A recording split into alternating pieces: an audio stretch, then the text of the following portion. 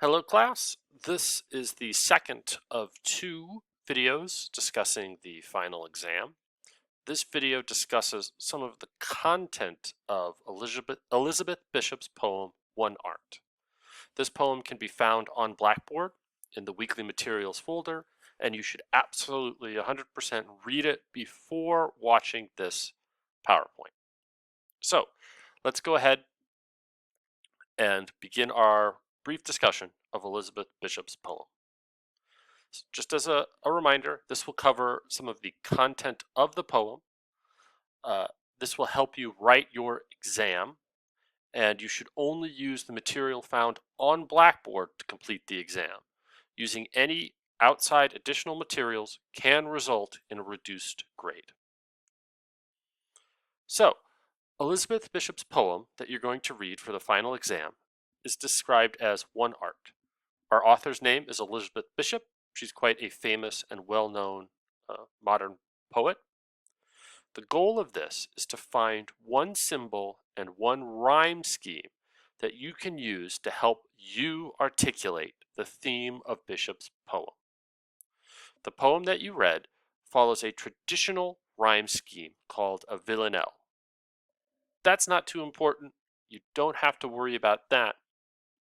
But I'm letting you know that the rhyme scheme of the poem is really important.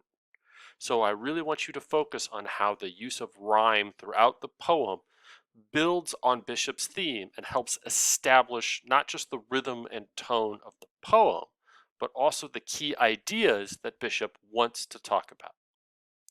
Don't forget that when you use evidence to support your answer, you need to cite the specific lines of the poem. You're going to want to count them out. And then you will do an in-text citation where you reference those particular lines. If you look at the example in the PowerPoint, you can see how it's done. So just don't forget, when quoting and using evidence from the poem, you're going to want to cite the line number. MLA in-text citation is a graded component of the final exam.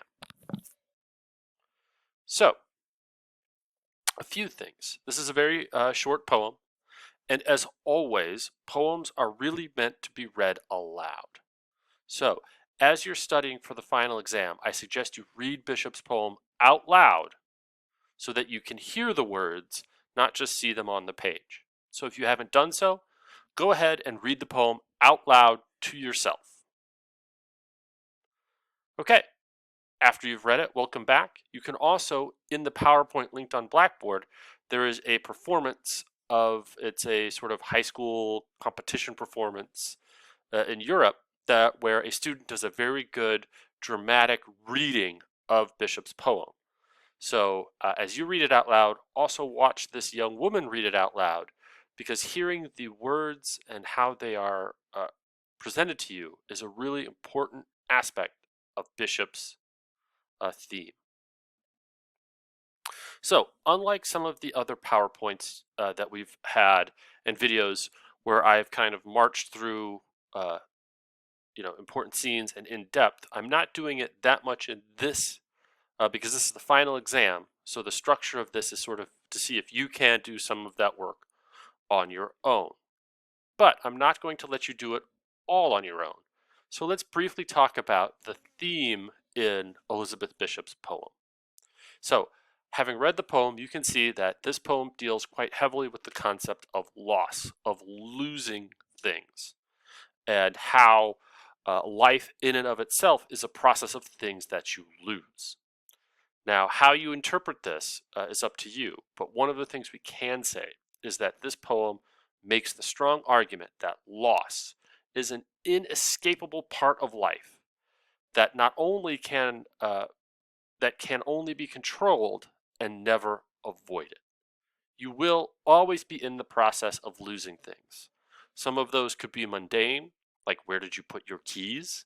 I've lost my keys. People lose their phones. People lose phone numbers. You'll lose pictures or books or whatever. You'll lose the mundane detritus of life. But you will also be losing things to sort of memory and to the passage of time. Lovers, friends, family members, And so Bishop's poem, depending on how you read it, this could be a very melancholy poem about the sort of tragic aspect of life and loss. Or, depending on how you read it, it could be a very empowering poem of trying to reincorporate this back into a notion of life. Or it might even be a little bit of both. So in your final exam, as you read this poem, I want to make sure that you look at Bishop's theme of loss and how it's an inescapable part of life, both small things, big things. Uh, and I want to make sure that you can articulate whether or not you feel the poem is saying that this is a negative aspect of life or presented as a sort of positive aspect of life. So, as you march through and see how you can find the evidence of this theme, that's up for you to do for the final exam. But please remember, uh, as you go, you may use this concept of the theme that we have discussed and presented right here in this video, but do not use any of the words found on this PowerPoint. You must be able to express this theme in your own words. So, if you watched video one of the key things that we talked about there was the necessity of finding a symbol and discussing the rhyme scheme in Bishop's poems. So, the symbols of the poem are the many things, places, people, and feelings Bishop and the narrator loses throughout the poem. To complete this exam, make sure you can select one of these symbols and explain how it relates to Bishop's theme and answer the question presented to you in the thesis statement. As you look through the poem, you can find these symbols grouped into two sort of types. One are everyday items, door keys, mother's watch, houses, how these losses accumulate over time. And then we have another set that we could call life elements. Her lover that the narrator speaks to, or their relationship, that the person that they lose, to cities, names of places, so forth. So not all of these losses are the same, but both sets work as a sort of symbolic way to talk about loss in general as a concept of life. So make sure that you can select any symbol that you find in the poem and connect it to your answer and express how it relates to that concept of loss as presented in Bishop's poem. Next, in your second body paragraph, I really want you to drill down on the rhyme scheme that you found. Having read the poem, you'll find that there is a central repeated rhyme scheme that it comes back to over and over and over again in the poem. And this rhyme scheme is meant to help you think about this concept of loss as a part of life. It's a really key part of the poem and probably one of the strongest elements where Bishop is using the poetic style to drill down an idea and a concept that she wants to present through her poem. And the rhyme scheme, if you've read the poem aloud, is this rhyme scheme between master, disaster. So I would like you to think about how those two words, as they're used throughout the poem as a continued rhyme scheme, help relate to this concept of loss as presented as a central theme in the poem. You'll want to explain this in one of your body paragraphs. So the first body paragraph will deal with symbol. The second body paragraph should deal with the rhyme scheme of the poem. So really briefly, we talked about this in the first video, but I think it bears importance and repeating here. Your paper will have 4 paragraphs: introduction, body paragraph 1, body paragraph 2, conclusion. In your introduction, you need to summarize the poem, especially paying attention to the author's name, title, and write a thesis statement that answers the question presented to you in the prompt. Okay, so you will be using the theme of Bishop's poem to answer that, but when you receive the essay exam question on December 14th, please make sure that your thesis statement, the last sentence of your introduction, clearly answers that essay prompt. Please do not rephrase the question. Just simply create your answer as your thesis statement in the last sentence of the introduction. Next, we will have your 2 body paragraphs, one dealing with symbol, one dealing with the rhyme scheme. Now, these 2 body paragraphs should have the same structure that we talked about. You're going to introduce or explain how a symbol works in the poem, or you're going to introduce and explain the importance of the rhyme scheme of master and disaster in the poem.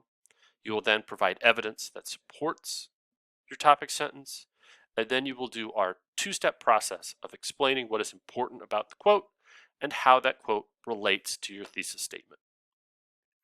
You will do this twice, 2 body paragraphs. Right? No more nor less. Just give me 2 solid, well thought out, well composed body paragraphs that marches through a topic sentence, evidence that supports it, and then a 2-step explanation that explains that evidence and how it relates to your thesis statement. Finally, you will have a conclusion. In your conclusion, you will once again clarify for me how your interpretation of the poem found in your thesis statement answers the question. Then the second part of your conclusion should explain to me how the poem relates in terms of its theme to any poem that we have read this semester.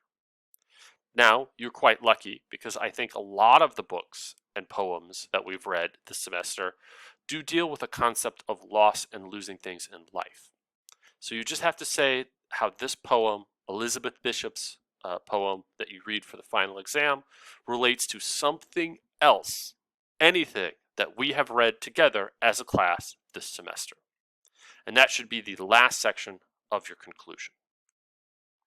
So this is the second and last of the 2 videos breaking down the English 111 final exam. Good luck, and I look forward to reading your writing.